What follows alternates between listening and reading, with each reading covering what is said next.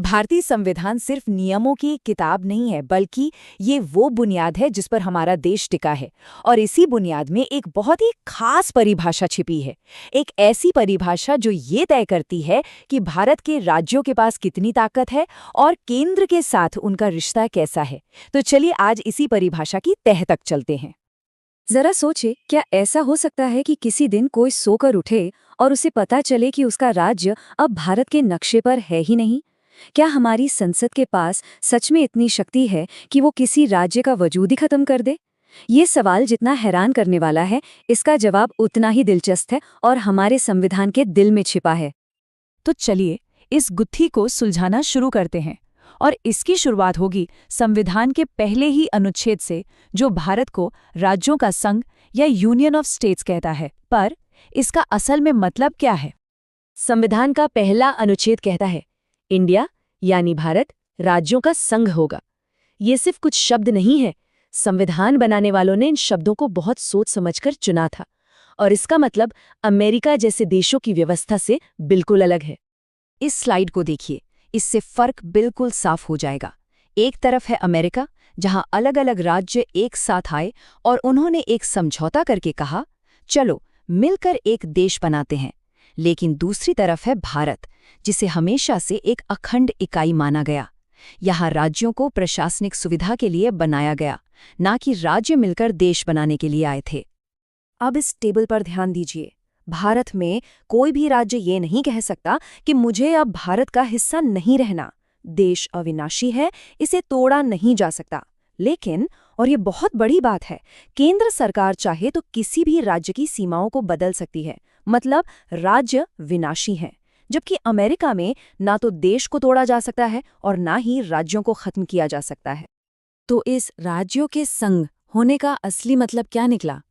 इसका मतलब है कि असल ताकत केंद्र के पास है। हमारी संसद के पास एक ऐसी शक्ति है जिससे वो भारत के अंदरूनी नक्शे को अपनी मर्जी से बदल सकती है। और ये शक्ति आती है संविधान के 2 अनुच्छेदों से, आर्टिकल 2 और आर्टिकल 3। ये टेबल इसे बिल्कुल साफ कर देती है। आर्टिकल 2 संसद को किसी बाहरी इलाके को भारत में शामिल करने की शक्ति देता है। लेकिन आर्टिकल 3 ये असली गेम चेंजर है। ये संसद को देश के भीतर ही मौजूदा राज्यों को बदलने, तोड़ने या जोड़ने की ताकत देता है। और देखिए जरा कि आर्टिकल 3 के तहत संसद क्या-क्या कर सकती है। एक नया राज्य बनाना है, हो जाएगा। किसी राज्य को छोटा या बड़ा करना है, कोई बात नहीं। किसी राज्य की सीमाएं बदलनी है, बिल्कुल। यहाँ तक कि किसी राज्य का नाम बदलना है, ये भी मुमकिन है। यानी राज्यों के वजूद पर संसद का लगभग पूरा कंट्रोल है।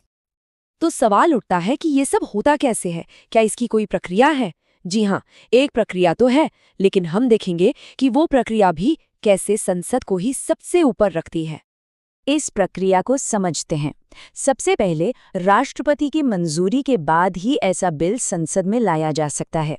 फिर इसे उस राज्य को भेजा जाता है जिसकी सीमाओं में बदलाव होना है, उनसे उनकी राय जानने के लिए। लेकिन यहाँ सबसे बड़ा पेच है। संसद उस राज्य की राय मानने के लिए बिल्कुल भी मजबूर नहीं है। राज्य चाहे हाँ बोले या ना, इससे कोई फर्क नहीं पड़ता। संसद चाहे तो एक साधारण बहुमत से उस बिल को पास कर सकती है और बस काम हो गया। तो क्या इसका मतलब ये है कि संसद की ये शक्ति असीमित है? क्या संसद इतनी ताकतवर है कि वो भारत की जमीन का कोई टुकड़ा किसी दूसरे देश को दे दे? इसी सवाल ने 1960 में एक बहुत बड़ा संवैधानिक तूफान खड़ा कर दिया था, जिसे हम बेरोबारी यूनियन केस के नाम से जानते हैं। तो सवाल बिल्कुल सीधा था, क्या आर्टिकल 3 की शक्ति देश की बाहरी सीमाओं पर, यानी अंतर्राष्ट्रीय सीमाओं पर भी लागू होती है? आइए इस टाइमलाइन से पूरी कहानी समझते हैं। 1958 में भारत पाकिस्तान के बीच सीमा विवाद सुलझाने के लिए एक समझौता हुआ। इसके तहत बेरूबारी यूनियन का एक हिस्सा पाकिस्तान को दिया जाना था। इस फैसले को अदालत में चुनौती दी गई और फिर 1960 में सुप्रीम कोर्ट ने एक ऐतिहासिक फैसला सुनाया। कोर्ट ने साफ कहा कि आर्टिकल 3 सिर्फ देश के अंदर राज्यों का नक्शा बदलने के लिए है, किसी दूसरे देश को भारत की जमीन सौंपने के लिए नहीं। अगर ऐसा करना है तो उसके लिए संविधान के आर्टिकल 368 के तहत बाकायदा संशोधन करना पड़ेगा। तो सुप्रीम कोर्ट ने एक लक्ष्मण रेखा खींच दी। संसद देश के अंदर तो नक्शा बदल सकती है, लेकिन देश की बाहरी सीमा को नहीं बदल सकती। अगर देश की जमीन का कोई टुकड़ा किसी और को देना है, तो उसके लिए साधारण कानून से काम नहीं चलेगा, बल्कि संविधान में संशोधन करना ही होगा। तो इन सब बातों का निचोड़ क्या है? इन सब का सार क्या है? चलिए अब अंतिम निष्कर्ष पर आते हैं कि भारत की संरचना असल में है कैसी। ये सारी बहस एक बहुत ही ताकतवर वाक्य में सिमट जाती है। भारत विनाशी राज्यों का एक अविनाशी संघ है। मतलब हमारा देश भारत अविनाशी है, ये हमेशा रहेगा, इसे कोई तोड़ नहीं सकता। लेकिन इसके अंदर जो राज्य हैं, उनकी सीमाएं, उनके नाम वो विनाशी हैं। उन्हें बदला जा सकता है, यहाँ तक कि खत्म भी किया जा सकता है। और यहीं पर आकर एक बहुत बड़ा सवाल खड़ा होता है।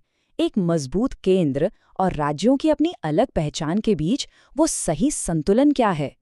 ये एक ऐसा सवाल है जिसका जवाब भारत हमेशा से ढूंढता आया है और शायद हमेशा ढूंढता रहेगा। ये सोचने वाली बात है ना?